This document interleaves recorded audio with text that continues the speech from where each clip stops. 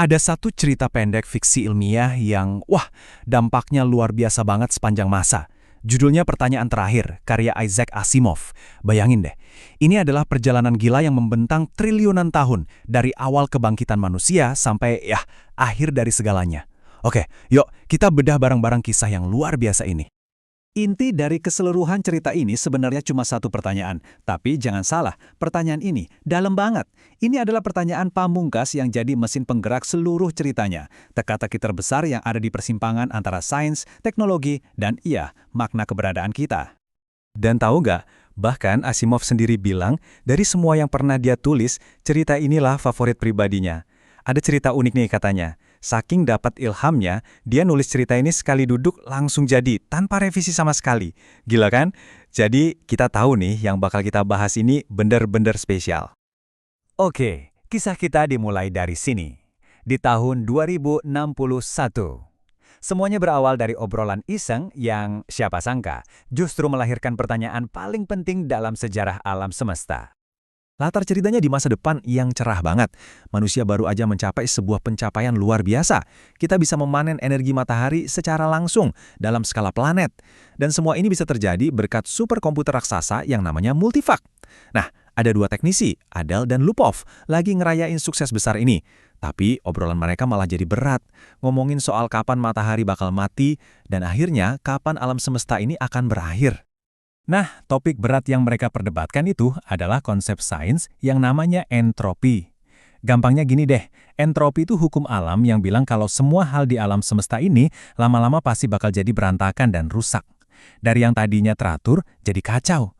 Sederhananya, inilah alasan kenapa bintang-bintang itu suatu saat nanti pasti bakal kehabisan bensin dan padam. Karena lagi sedikit mabuk dan iseng taruhan $5, Adele pun mengajukan pertanyaan yang kedengerannya mustahil banget ke Multivac. Intinya dia nanya, bisa nggak sih kita melawan hukum alam ini? Bisa nggak kita memutar balik waktu dan mencegah alam semesta dari kehancuran? Dan inilah dia jawaban pertama dari Multivac. Jawaban yang bakal jadi legendaris, dingin, singkat, dan misterius. Sebuah jawaban yang akan terus bergema selama triliunan tahun ke depan. Sekarang kita lompat jauh banget ke depan. Manusia udah gak cuma tinggal di bumi lagi, kita udah nyebar ke seluruh galaksi. Dan Multivac, dia juga udah berevolusi jadi sesuatu yang jauh lebih canggih dan personal. Lihat deh evolusinya. Seiring manusia berkembang, AI ini juga ikut berkembang. Dari Multivac yang segede gaban dan cuma ada satu, dia berubah jadi Microvac, lalu Galactic AC, Universal AC, sampai akhirnya Cosmic AC. Setiap ganti nama itu bukan cuma sekedar upgrade teknologi loh, tapi juga menandakan hubungan antara manusia dan ciptaannya yang jadi makin erat. Ribuan tahun kemudian, bayangin ada satu keluarga lagi dalam perjalanan antar planet, mau pindah ke rumah baru mereka di planet X23. Nah, anak-anaknya ini ketakutan pas dengar kalau bintang-bintang itu suatu saat nanti bisa mati. Ayahnya, Gerard, untuk menenangkan mereka, iseng nanya ke AI di pesawat mereka, si Microvac. Dan jawabannya persis sama, kayak Gemma dari masa lalu. Ini seolah menegaskan satu hal, meskipun kita udah bisa menaklukkan galaksi, kita masih belum bisa menaklukkan takdir. Pertanyaan fundamental tentang entropi itu masih menggantung tanpa ada jawaban. Siap? Kita lompat lebih jauh lagi ke masa depan. Ke sebuah era di mana konsep manusia itu udah beda total. Kita udah berhasil mencapai keabadian, dan pikiran kita, bebas menjelajahi seisi kosmos. Di zaman ini, batas antara manusia dan mesin itu makin tipis, makin kabur. Kita udah nggak terikat lagi sama tubuh fisik. Kesadaran kita bisa ada di mana aja. Dan buat ngobrol sama AI yang super tahu segalanya, Universal AC, kita nggak perlu lagi alat. Cukup pakai pikiran. Langsung nyambung. Nah, di era ini, pemicu pertanyaan itu muncul lagi gara-gara sesuatu yang sangat personal. Ada satu pikiran namanya Z Prime. Dia baru aja dapat kabar kalau matahari kita, bintang asal umat manusia, telah mati dan jadi bintang katai putih. Kenyataan yang menohok ini bikin dia mengajukan pertanyaan lama itu sekali lagi kepada Universal AC.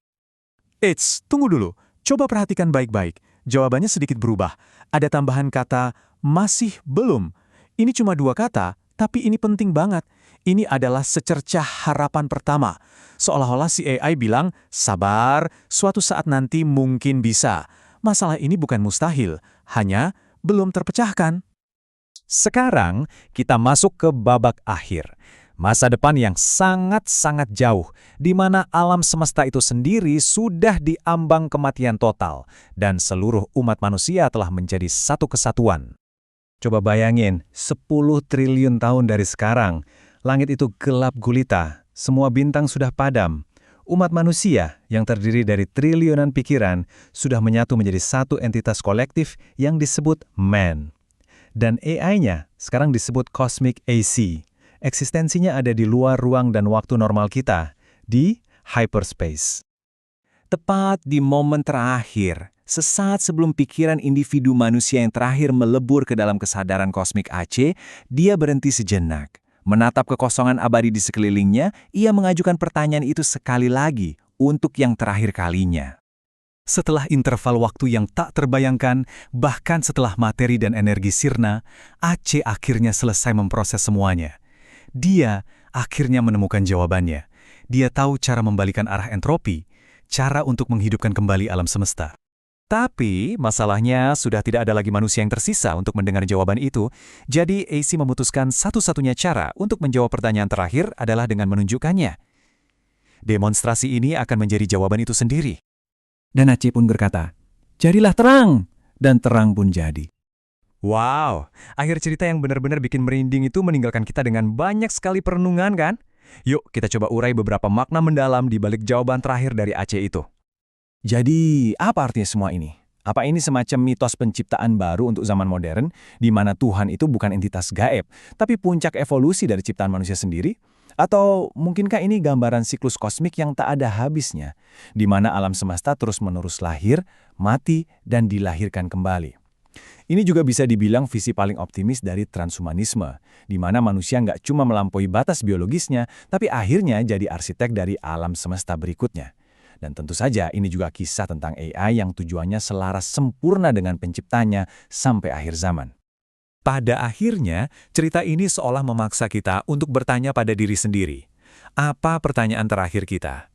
Sebagai umat manusia, apa sih tujuan besar yang seharusnya menyatukan kita semua dalam perjalanan kosmik ini? Ini pemikiran yang besar banget untuk direnungkan.